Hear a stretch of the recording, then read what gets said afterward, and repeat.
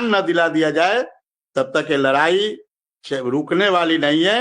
ये लड़ाई लगातार चलेगी और हमें पूरा भरोसा है, विश्वास है कि जिस प्रकार से हम लोग मेहनत कर रहे हैं। अभी आपने अपने वक्तव्य में कहा कि कहीं न कहीं सांगठनिक चूक, ऐसी बात नहीं है सर।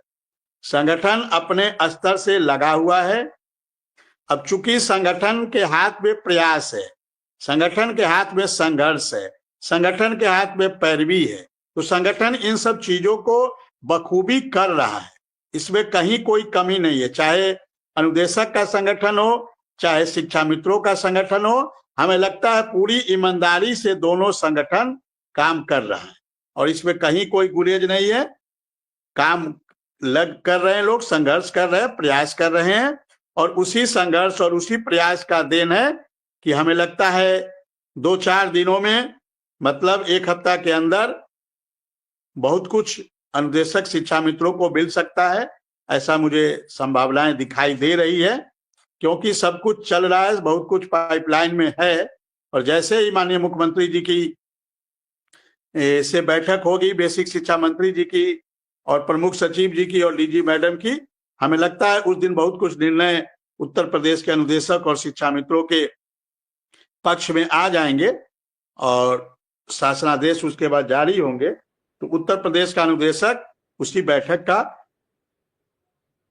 इंतजार कर रहा है सर कि वो जल्दी बैठक हो। हालांकि अभी सुंदरम सर ने 2 से 4 दिनों की बात कही थी और लगता है आज जो कार्यक्रम था उसके बाद प्रशासनिक अमला थोड़ा खाली हुआ होगा और हमें लगता है कि कल परसों में मुलाकात होनी चाहिए, जैसा मुझे लगता है, क्योंकि 17 को अनुपूरक बजट भी है और हमें लगता है उस अनुपूरक बजट में अनुदेशक शिक्षा मित्रों के मानदेय के लिए बजट का प्रावधान सरकार करेगी। ऐसा मुझे पूरा भरोसा है, विश्वास है। अब देखते हैं कि 17 को क्या प्रावधान होता है, कितना मानदेय बढ़ाने की बात होती है और कितने बजट की व्यवस्था सरकार करती है। ऐसा मुझे, हम सभी को इंतजार रहेगा। जी सर। बिल्कुल, आप बात ठीक कह रहे हैं। विधानसभा में 16 तारीख से अभी बजट सत्र शुरू हो जाएगा और 16, 17, 18 तक ऐलान हो जाए तो विक्रम सिंह आपकी बात में भी दम रह जाएगा।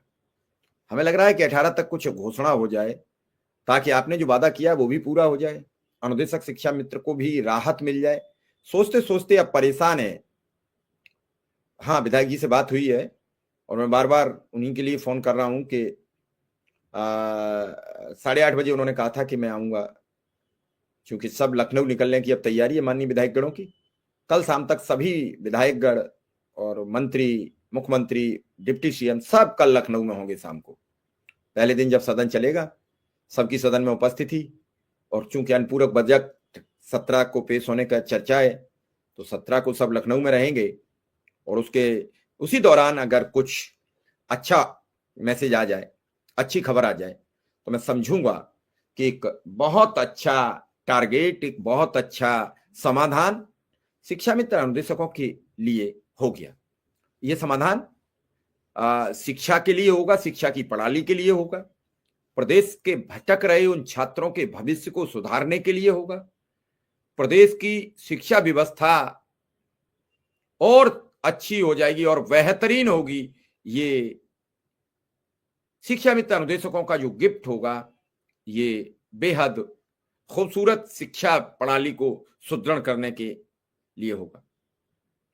लगातार आपसे बातचीत करना, आपसे, आपके बारे में लोगों से चर्चा करना और लोगों को सवाल करना, लोगों की बातें सुनना, लोगों के दिल में जो कष्ट हैं वो एक बार साफ सुथरे हो जाए।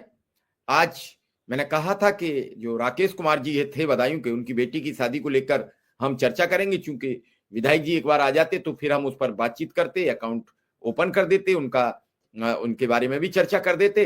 लेकिन हम सोच रहे हैं कि आज विधायक जी आ जाए तो एक बार विधायक जी से बात हो जाए, फिर हम उस पर चर्चा कर लें।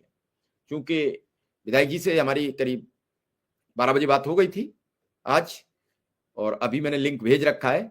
उन्होंने कहा था कि मैं 8:30 के बाद आऊंगा, तो एक बार 8:30 बज जाए फिर हम उन्हें फोन करें और उनसे बातचीत करें। मेरा मकसद यह है कि विधायक जी से एक बातचीत हो जाए और विधायक जी कल लखनऊ पहुंचेंगे, सदन में चर्चा होगी, सदन में बातचीत होगी, तो जो बातें विधायक जी ने कही हैं वो एक बार पुनः याद दिलाई जाए। और अब सदन चलेगा तो अब कोई नानुकुर नहीं सुनी जाएगी। अब काम चाहिए, काम का आदेश चाहिए, ना अब आचार संहिता है, ना अब कोई समस्या है। सभी लोग सरकार के अभी इस समय वहां मौजूद रहेंगे और इस दौरान एक अच्छी खबर शिक्षा मित्र अनुदेशकों को मिल जाए, ऐसा मेरा मानना है, ऐसा मेरा सोचना है। मैं चाहता हूं कि अनुदेशक और शिक्षा मित्र का जीवन जो बदसूरत हो गया वो खूबसूरत कैसे, उसमें रंग कैसे भरे जाएं। बदरंग हो गया है, बदरंग जीवन को खुशरंग करने के लिए बहुत कुछ उसे रंगीन करना होता है। जीवन सबको खराब लगने लगा है। खराब लगने के कई कारण हैं। लोगों के पास पैसे नहीं है, लोगों के पास राशन खरीदने को पैसे नहीं है, स्कूल जाने के लिए